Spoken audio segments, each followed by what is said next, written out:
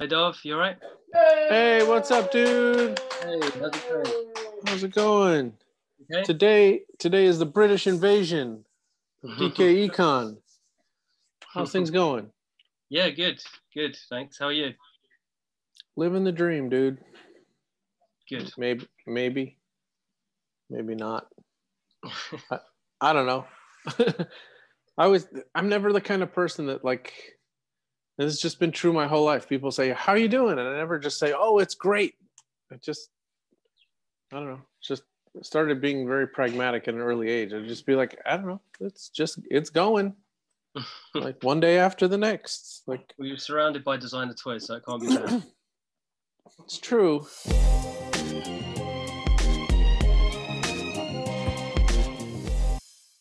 All right. So tell us who you are and what you do and all of that kind of stuff. I like to draw and recently make toys. I've always kind of sculpted and stuff a little bit, but started casting and things recently. So in the last couple of years. So yeah, I've always done illustration, painting, artwork and stuff like that. And this movement it kind of spoke to me, and I wanted to get involved because it's just really cool. And do you do art full time? Not full time, no. I've got a day job, but on the weekends, Friday and the weekends, I get time to do it. So yeah, not as much as I'd like to. Let's put it that way. Yeah, of course not. It never is until it is, and then that we always talk about this in every interview because I always ask these same questions because I always want to know, and I think it's always interesting for other artists. It's when you have to do art to make money. Sutler talks about this a lot. It's like he's one of the few people in the resin scene that has been able to support himself doing toys and whatever he's doing, and he has two rents in New York City. He's got his studio and his apartment, and he knows full well he could move somewhere else and have a little easier life. But New York City is part of his, his blood and his culture. And but when you have to start creating in order to pay the rent instead of doing it just as expression, it kind of changes things. So I guess the other question I always ask people. I don't know if you want to talk about what you do, but is it a creative job? No. You laughed when you said that. I wish it was a creative job, but I've got to pay the rent as well. So I've got a family to support, and so I'm in a better position than most people that work full time. I work 4 days a week, and I'm able to survive on that. So all my other time I just pour into, and it's like you said, it might become a little bit less fun if I was doing it with pressure on me. So to not have the pressure of having to think about all of the bills and things like that, it actually helps me to express myself without kind of forcing it a bit. Right. So yeah. And you're actually quite accomplished, in your painting, in your drawings, in your illustration. Like, you have what looks to me from the outside like a very successful, online business, and you make stuff and, have a pretty decent following. And especially, when I first contacted you, you weren't making toys at all, right? I contacted you about the Boba Fett painting. Yeah. And that one had gotten quite a bit, that kind of went a little viral, didn't it? Yeah. Back, that was in about 2011, I think, 2010. I drew that or painted it in 2010, and a company from Sweden picked it up, and they printed it on T-shirts and a couple of other designs as well. And at that time, it was kind of the infancy of Instagram as well. So going viral with things was a bit easier, I guess. Right. But they did pretty well with that design, which I was really pleased with. But I think I made a few of the wrong moves. Maybe I should have focused more. But yeah, I've kind of dipped into different things like my pins and other T-shirts and things that I've done. But what do you mean when you say you made the wrong moves? Like, maybe I should have just gone with the publicity I was getting from that company back in at that time, because it was, I've learned over time. And you were talking about like artists asking what advice would be. I would always say that, you know, even if monetarily a deal looks bad and you look like you're losing out, if you're getting seen by thousands and thousands of people, you're winning, because maybe that deal would be bad, but the next one might make you. So if you pull out of it because you're feeling like you're not financially, it's paying off for you, then you may be making a mistake. I have been in that situation. You know, 20 years ago, I made a documentary, and I had a distributor, and we had a small theatrical run, and we got it on cable, but I had kind of had it with the distributor, and I just wanted my rights back. And Netflix was interested. There wasn't streaming then, it was just DVDs. It's still available on the DVD. And every DVD company that I would approach would go to Netflix to see if they were interested. And if they were interested, they would use that money to pay for all the production costs. So that means that I wouldn't get anything, right? Because by the time they recouped, you got nothing. And so I opted to go to Netflix directly, make the $5,000, because I was so tired of spending money, right? And like the investors and everyone had gone away. I was just like spending all my money now. And it was like the idea that someone was going to hand me a check, and I thought, I'll put it out on DVD myself. Well, do you think that ever happened? Like, so in a way, like, I wish I had not taken that money. I wish I had gotten nothing, had it out on DVD, and it would have been on the market and on Amazon for the next 20 years, like, instead of falling into obscurity. So I want to see it. Maybe you don't, but that's a whole nother topic. So you're painting, and then, so for those of you who don't know, if you can describe the Boba Fett painting, do you have a print of it or somewhere near you?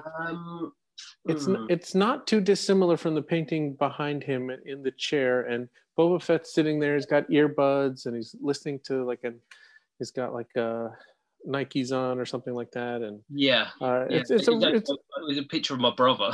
So my brother posed for it. I used that as reference and drew from that. But I think it's a very iconic painting. And, you know, so I contacted you because I wanted to buy that. And at the time you're like, I don't want to sell it. And then I don't know, a couple of years later, like, do you still want that painting? It's like, yes. And then we started talking, and then you're like, hey, I want to make toys too. And then, so was this your first venture foray into? Yeah, that's the first time I've cast or molded. And what's interesting is, like, I mean, this is your painting here, and this painting on the back is also your painting. And so you come to this from like being a painter, and then you also hand painted the figures. So I used the same kind of the same I guess materials. Sometimes I use on the paintings, I use on the figures as well. But I do enjoy the artwork more. Like, I'm not as much of a sculptor, but I just wanted to do it because I found it a bit of a new challenge, and I'm a big toy collector and I just collect stuff. So it was like a natural progression to do some resin things. And because of the internet, you can just learn to do anything on the internet. If you've got some patience and you're going to fail a few times, you know, you can pretty much learn it. And so thankfully you took that on, and some people saw it. So and for the people out there, there's still a few left, not a lot. If you go, you put Luke's name into the store, this should pop up. There are a few of those. So let's talk about this other piece, which very funny. You approached me about releasing this toy. And I asked you I saw it on Instagram, and I asked you to wait because DesignerCon was going to have a Back to the Future. You're going to release this earlier in the year, right? Yeah, because it was well, I was gonna do it sort of March sort of time. Right. And then the whole world went to shit. And then it was like, okay, we'll wait anyway. COVID happened, but there's a rush. Pressure's off. And then there's the back. Everybody loves the back. After I saw your review, I was thinking maybe I should have switched the pictures around and put that on the front. I don't know. But yeah, I've got to get a special shout out to Delicious Again Peter. We saw his studio just now. He helped with the cast and because he's got a pressure pot and stuff, and he's great at casting and what he does. And did he cast these two, or did you cast those? I cast those ones. So so you cast those, and then you decided to like farm that out because that's too much of a pain in the ass. We'll just let Peter do. We'll let Peter do that job. Me and Peter work quite regularly together, so he was like, I helped him out, he helps me out, and we do it because he likes. We work together on a few different figures, but because he's so good at it, I was like, you're going to do a better job than me because the first time I felt was a bit of a failure, but I guess that's part of it, isn't it? It still worked, but I do like this on the back because this is comical, and you kind of get the joke, and you're already primed for it, and then you turn around, and this was an edition of 30. These are 20. 20, right. There's a few left in the store, not a lot. They're gonna be gone soon. So, I guess I always ask people like, what's next? Like, you have a way of supporting yourself. Is the goal ultimately to do art full time? Yeah, that's the goal. Yeah, I would love to, or at least limit what I do secularly and concentrate at least half my time on creative endeavors. But it hasn't come to that yet. I'm working on, I'm in my studio at the minute, but it's quite small and cramped. So I'm looking to get a bigger studio in the garden, get that built.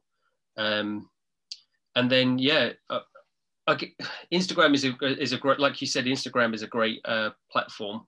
But I think contacts are better. Once you work with a company or somebody who you work well with, they can provide you work and that keeps you going. That's the key, really, to get in with somebody who's got the work there and you can fulfill it, because obviously it's just like a service, isn't it?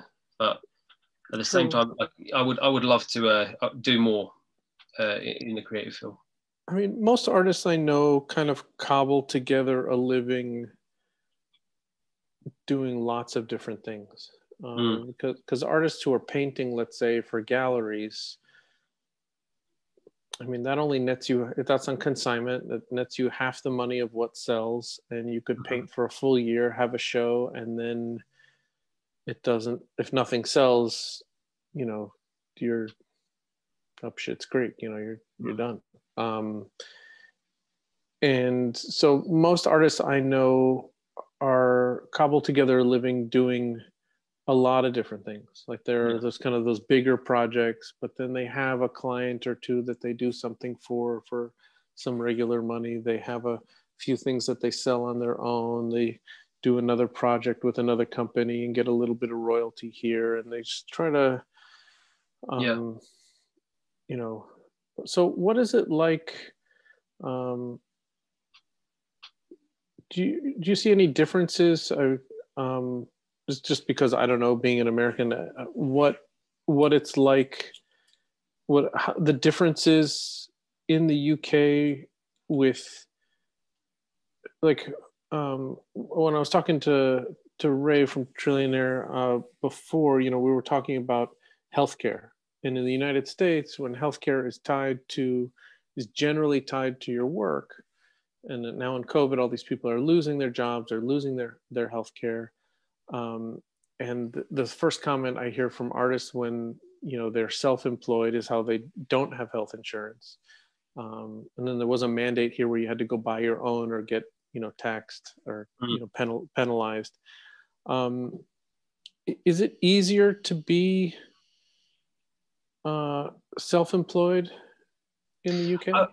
I would say so, because in England, people don't really realise how good they've got it because of the NHS and things like that.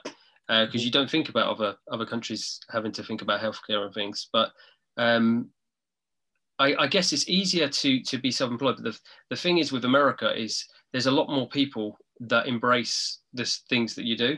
So a lot of my successes come from overseas, from different countries. It's not really come from England. It's rarely come from England.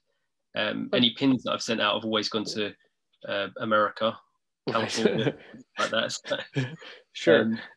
But that's the world's getting smaller in that way. Like that's the beauty of it, is you can live wherever. And if this whole COVID situation is proving anything to a lot of these companies, is that some of them, not all of them, so a lot of people are complaining about the lack of contact and productivity and the dulling effect of being on these like Zoom meetings all day and stuff like that. But there's a lot of people who realize that who are starting to do their work on Zoom and are never going to go back. Which is great. For some people, right. There's a lot of people who do one-on-one things. My mom's a therapist, and she's always seen patients out of her house, but she has all of these friends that have offices and they rent this space. And she told me that there's a bunch of them that are they're done. They're like giving up the office. I'm going to do this on Zoom. I can just sit there in my underwear in my living room, and why do I have to go and be, so I mean, the world has changed for those spaces. That's probably costing most of what you earn, and it's something that can be done remotely. And I guess for her as a therapist, she probably reads people's body language and stuff, and you can do that on camera to a degree, can't you? So to an extent, I personally think there's no substitute for like a face-to-face meeting with someone. Yeah, especially like this, doing an interview is fine. When you're doing business with someone and you really look them in the eye, and they can, there's subtleties and there's something in the delay that masks some intangibles that I can't describe. I know what you mean. But, and there's a certain shiftiness kind of detector that I have in person that is muted a little bit by a computer. But people can hide behind the camera a little bit more. How did we get onto this subject? All right, let's go back to your work and your style and stop talking about the devastating world that we live in. Oh, but we were talking about England and working and being self-employed. But when you're self-employed in the UK, is it, I know that there's some countries that I've been told by some artists that just to start a business requires a lot more, where I think one of the benefits here in the UK, in the US, is anyone can just start a business. You just, eventually the city comes after you and wants you to get a little permit for a couple $100 a year, but really, and you have to file an extra, they call a Schedule C on your IRS tax forms, that you have a profit and loss from a business. But beyond that, it's not terribly hard to, anyone can do it. There's no vetting process. Yeah, it's pretty much the same, I think. The only difference is if you want to go limited, which means limited liability, which gives you some extra things that you probably wouldn't need unless you're getting huge quickly. But as a sole trader, you can pretty much do anything and just register as a sole trader straight away. It's not very difficult. I mean, it was to me at the start. It was a bit daunting, but you just have to get the right person to sort out your tax stuff, and then it's kind of a stress off your head. But I would say, if you've got something that you do that's niche or a service, then it's easy to do it. It is easy to do it here. Nice. It sounds harder to do it elsewhere. So let's go back to you and your work. So what is, where did these, let's talk about, like, you have some themes in your work that, that strike me as very, I don't know, is that British? I've always been like quite interested in like Victorian era, you know, like turn of the century, the way they used to dress, and the quick decline that, well, not decline, but like things changed really quickly over the last 100 years or so. But if you look back 100 years ago, everybody was dressed a certain way. Right. And then now you look at it and it's completely different. So it's like, I guess it's about the past and now and how they meet, I guess. I don't know. I've tried to get people to sort of take their own thing out of it. I try not to say anything about what it means, because if sometimes I do a piece and 5 different people say 5 different things. And when you start narrowing down to what you thought it meant, it might kind of affect their experience with it. So I like to just leave it open to interpretation, really. Interesting. And then what about the series of, what do you call it? Like the Boba Fett. Why did that Boba Fett strike such a chord with people? It was like Boba Fett, it's not quite a kid, right? But he had like the shoes and the earbuds, and you know, it was drawing. Like it was very. I don't really know. I was surprised, because originally when I pitched that to the company that took it on as a T-shirt design, because it was them that got it everywhere, because they was in all over Europe. They was in I think Kuwait as well. So it got to places that I never would have been seen. And they put my name under it as well, which, like I said before, it's like a huge thing if you get your name under a piece of art you did, because it's images is so disposable now because of the internet. People look at something, they like it, and they move on. But when you got your name under it, it was like a big thing. So I don't really know why people went so crazy. I think at the time people were doing Star Wars stuff, but it was something that hadn't been done. Because like if you look now, you've got Spider-Verse with Spider-Man, and Miles Morales has got the trainers on. He's a teenager, you know. He's like dressed like Spider-Man, but he's kind of mismatched into a like a hoodie and stuff.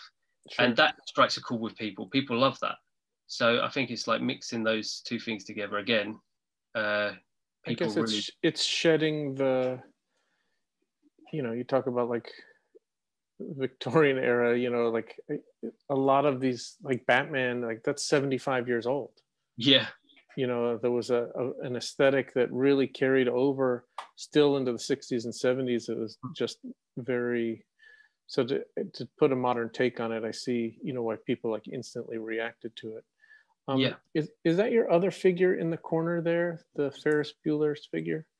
Yeah, this is the collaboration I did with Delicious Again, Peter.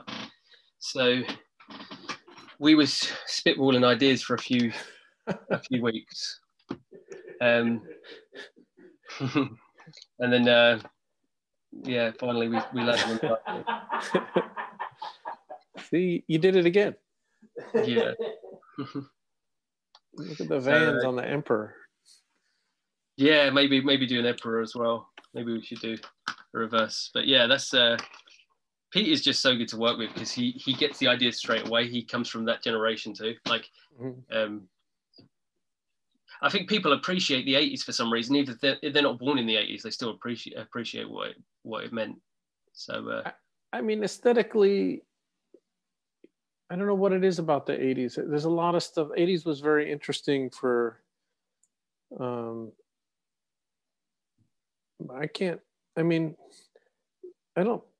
the 80s a particularly great time to be alive? Like, I don't think so. I think like the media and the toys and the pop culture was interesting, because 70s, it's safe to say the 70s was quite stale, you know, like, yeah.